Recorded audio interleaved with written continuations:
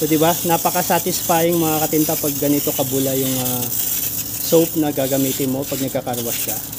Brody, pwede rin pangligo. Oo, maganda. Parang makintab.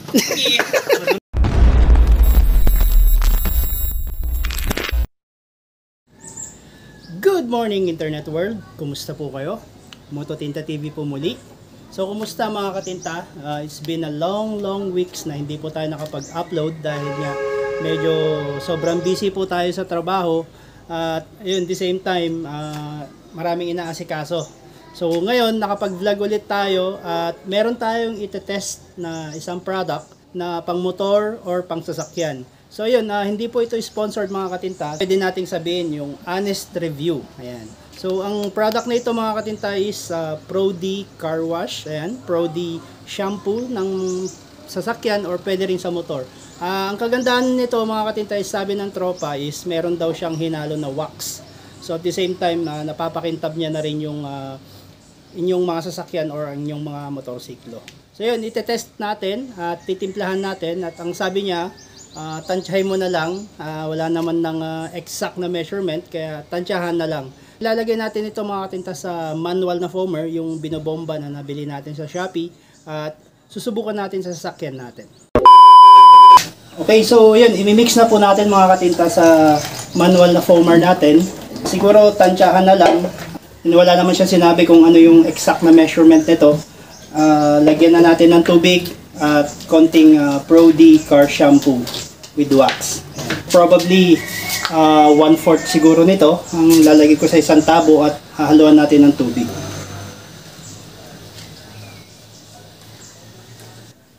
In fairness, mabango tong shampoo na to. Siguro pwede rin sa buhok. Pero wala naman tayong buhok. It's not that noticeable.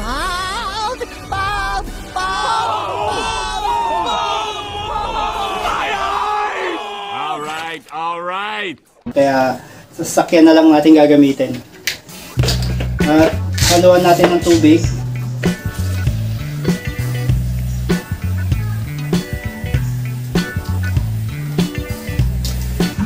Ayan.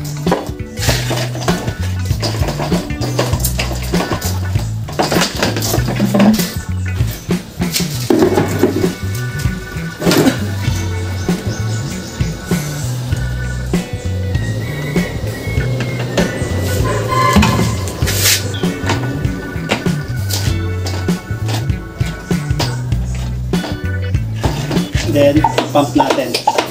So, pag nanigas na, ibig sabihin, pwede na siyang i-spray sa ating sasakyan. Ayan. Pro-D. Brody, pwede rin pangligo. Oo. Brody. Kumusta po sa balat? Kumusta sa balat? Maganda. Parang makintab. Madulas.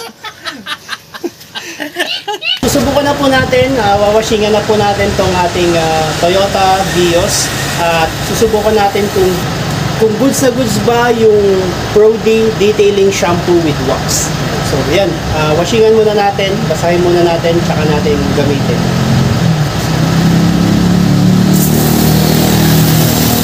Okay, so sasabunan na po natin, gagamitin natin tong foamer, manual foamer natin at ayan. So ganyan po siya mga katinta.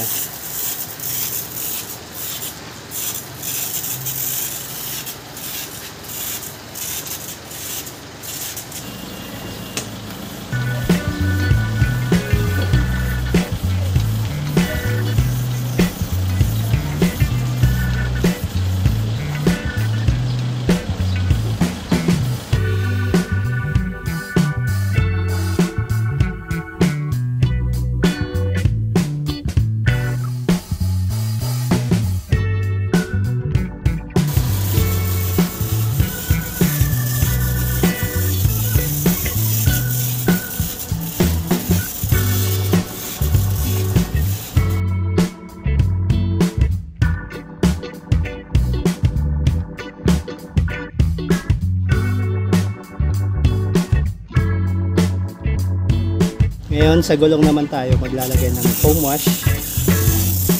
Eh, di ba? Napaka-satisfying mga katinta pag ganito kabula yung soap na gagamitin mo pag nagka-car wash ka. Ayan. Yung. O, diba? Sarap punasan.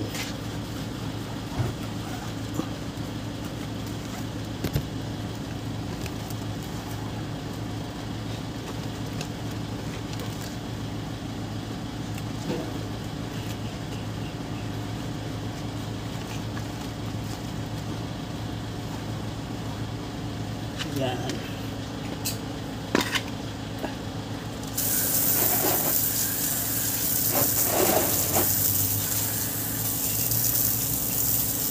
Yung. Diba? Ayos.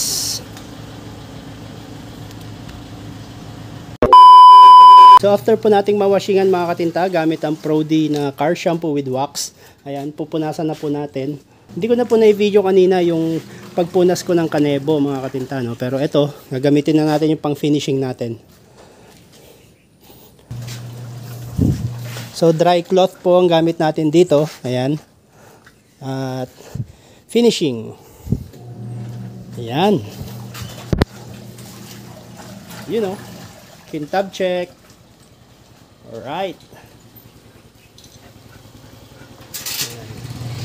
So yan po yung finish outcome ng Prodi Car Wash Shampoo with wax. At punasan lang natin yung mga konting basa-basa. Ayan. Okay, so yan. Maganda, napaka-smooth niya mga katinta. Subukan po natin yung kintab check or yung dulas check. Dulas check tayo ngayon. Yun o, dulas mga katinta. Ulit. Dulas check. O, diba? Ang dulas niya. Ayos, ayos. Goods na goods to. Maganda, napaka-smooth niya. Parang nga siyang may halong wax talaga. At mas makakatipid ka na. Kasi after mo mag-car wash, ayan, may wax na siya. Antayin mo lang siya mag-dry ng konti. At pupunasan mo nito. Ayan. Ayos, ayos na siya.